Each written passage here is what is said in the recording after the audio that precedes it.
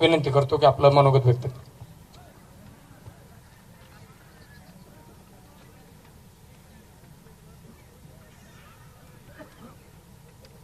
सर्वप्रथम मीडिया आणि जे प्रसार माध्यम आहे त्यांना आज आयोजकाकडून किंवा जे मोर्चामध्ये सहभागी झालेले लोक आहेत त्यांच्याकडून थोडीफार धक्काबुक्की झाली असेल.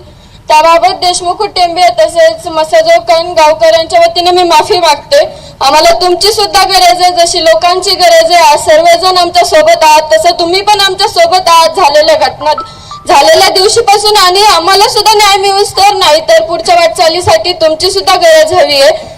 आणि माझ्या वडिलांची हत्या जी झाली, माझ्या वडिलांची किंवा सोमनाथ दादाची म्हणण्यापेक्षा एक माणुसकीची आज हत्या झाली आहे, आणि त्याच माणुसकीच्या नात्याने आज तुम्ही आज लाखोच्या संख्येने आमच्या पाठीमागे आहात.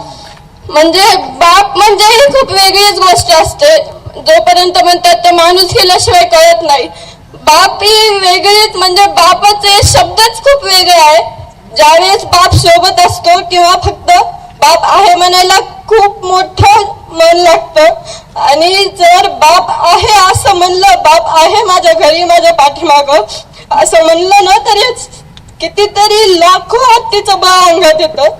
पण आज ते बळ माझ्याकडे नाहीये. पण आज लाखोनी समाज मी बघते जो आज तुम्ही आमच्या पाठीमागे आहात, हे बघून ते थोडंसं विसरण्यासारखं होतं. पण हे दुःख न विसरण्यासारखं, त्याला शब्द नाही आहेत बोलायला. आणि माझे वडील जिथे कुठे असतील त्यांचा आशीर्वादाचा हात किंवा नम्रता, आता शब्द पण नाहीयेत की त्यांची ती प्रेमळ भावना, त्यांच्याबद्दलचे आमचे विचार, त्यांचे स्वप्न आमच्याबद्दलचे हे कायम असेच राहतील. आणि त्यांना सुद्धा सांगते की जी तुमची शब्बासकीची थाप आहे ती कायम आमच्या पाठीमागे राहू द्या. आणि आज चाचा, मी, आमचं कुटुंब, गावकरी आणि तुम्ही सर्वजण आज न्यायाच्या भूमिकेत आहात, न्याय मागतायत. तुमची सर्वांची साथ आहे आम्हाला. आणि माझ्या चाचाला सुद्धा मी एक सांगते, आज जरी तुझा भाऊ तुझ्या सोबत नसला ना, तरी त्यांच्या रूपाने मी आज तुझ्या सोबत आहे. मी तुझ्या खांद्याला खांदा देऊन तुला त्यांच्यासारखं लढणार आहे. तुला एकटं कधीच नाही सोडणार.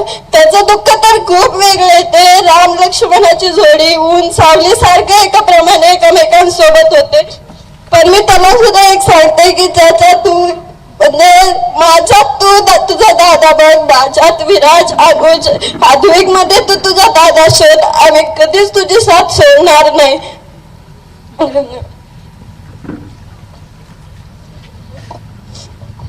वैभवी हे अश्रू सरकारला नक्कीच जाग आणून देतील.